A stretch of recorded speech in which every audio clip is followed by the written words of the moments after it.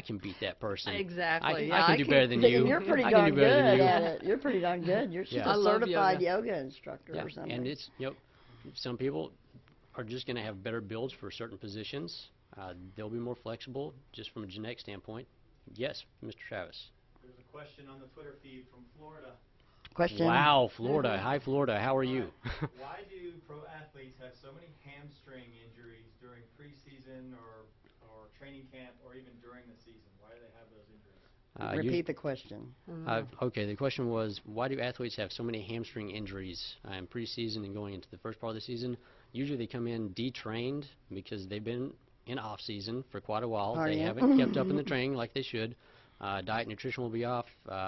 Whenever you go through 2 days, you're going to be completely dehydrated the entire time. That's usually what happens with that. There's also muscular balance issues. So if they have a hamstring pull, it's either a glute's not firing, a calf is not firing, there's something in their foot that's not working the way it should, and all the load gets put on your hamstring because it transfers all the load from your foot to your hips. So it's like kind of a bungee cord transfer case. It takes a huge amount of load and has to take whatever the other things, whatever muscles are not able to produce. So that's why you get a hamstring pull. Could very that be quickly. prevented by just continually staying in shape, or is that just Yeah, something that's yeah. going to happen as an injury? Yeah, it's if they stay continually in shape and they work out all the time, their diet's on tap, they're not going out partying all night, things like that. The possibility of that happening is not very high. It does happen, just because we got two. No, Wow. he's got. Okay. Okay. No, we're fine. Okay, we're good. I was Yeah. going to say, how long have I talked? No, you're fine. So it does happen. It is sports. Anything can happen in sports. Any kind of injury can happen because maybe you set your foot down, the cleats don't catch. Maybe you're running on a different surface than you used to.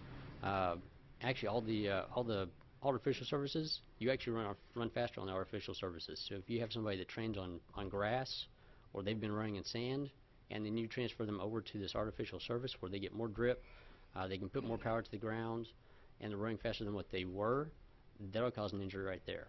It's kind of like shin splints. If you got somebody that's running on a padded surface and then you start going and running on concrete, you'll have shin splints automatically because you've got this whole new surface underneath you. You've got more force feedback going through the body. Oh, so it could affect what they're playing on, grass yeah. versus, Yeah, But it seems that's like most. huge. Yeah, okay. Yeah. And so grass, I would think, would be much more giving. Yeah, grass is much more giving. They actually did studies in football. Why football players are having more injuries, more ACL tears, things like that, and it's because the surface changed. They went from grass and they went to, just basically the plastic fields, the AstroTurf. Well, they've now changed the AstroTurf to make it a little bit more lifelike, much more like grass. It slowed them down a little bit. It has a little more impact resistance, so they don't have as many knee tears as what they used to have. So yeah, that's. But it can affect performance. But wouldn't Yeah. grass do that too? I'm talking about the running kind, not the smoking kind. the smoking kind usually takes the performance down. Yeah. Actually, the running kind will take performance down a little bit as well because you don't get as much of a grip in it. Okay. It absorbs the impact, so you'll actually be slower on grass than you will be on the artificial turf. Okay. Yeah. That will affect 40 times on a lot of the athletes. What do you do when you have a hamstring injury? How do you get over that? You rest it. You rest it and rest it and rest it. A lot of ice. Make sure your diet's on track. You have to eat better and drink more water and keep yourself hydrated more than you have. But if you have any kind of injury, I would think too. Should you it's work that through way. it a little bit? Yeah. There is actually, from an exercise standpoint, there's a rehabilitative side of exercise. That's where more exercise rehab comes in. You can do some yoga, things like that. You want to do things that are actually going to get that muscle to relax. I'll actually have somebody in here to talk to us about muscle activation technique, MAT.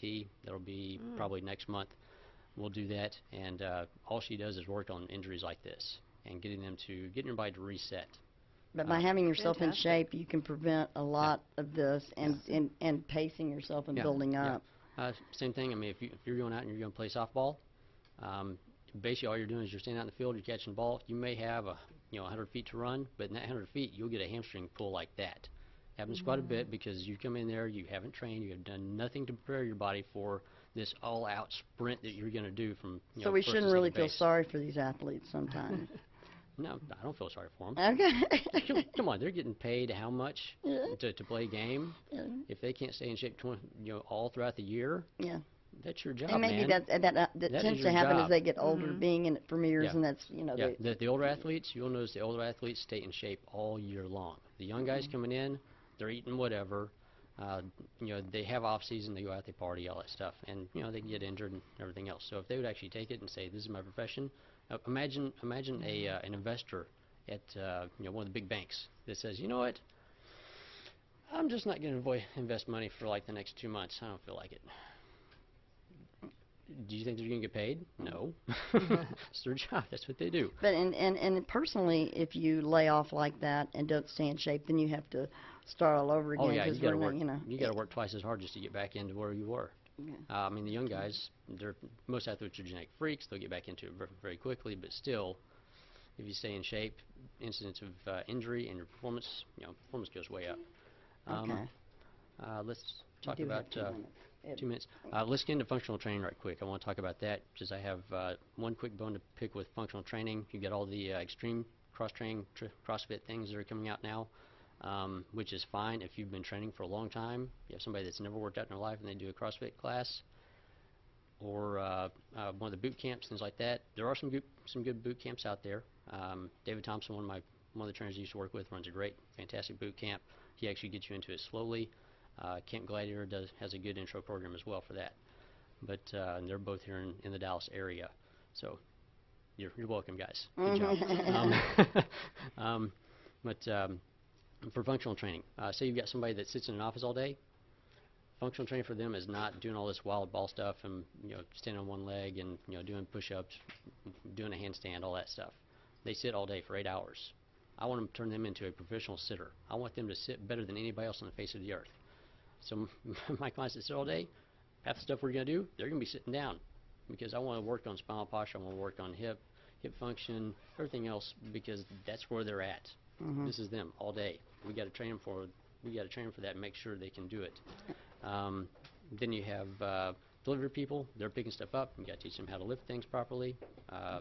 Soccer moms, they do everything. They're lifting, they're moving, they're all over the place, chasing the kids. So that's a completely varied trainer. It's like training an athlete most of the time. Okay.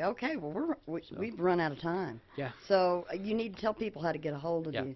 Easiest way to get a hold of me right now, look me up on Facebook. It's Clint Fuqua, F-U-Q-U-A. I also have a fan page. It's Personal Healthcare Reform. And I do have a blog. You can reach the blog page from either one of those. I have a huge blog on there. All my video feeds are on there, and there's tons of information on my blog page. Tons. Okay. And we're going to be having we're going to have his information up at celebrityuradio.tv website. So please contact Clint if you have any other questions. You would take questions from people out of town. Oh, They yeah. can email you at. Yeah. They can email me at clintfuqua@hotmail.com. And that's F-U. F-U-Q-U-A. Okay. And yeah, shoot me an email, even if you're in Alaska, if you're in Russia, wherever. Shoot me an email, I'll answer it. Yeah. Okay.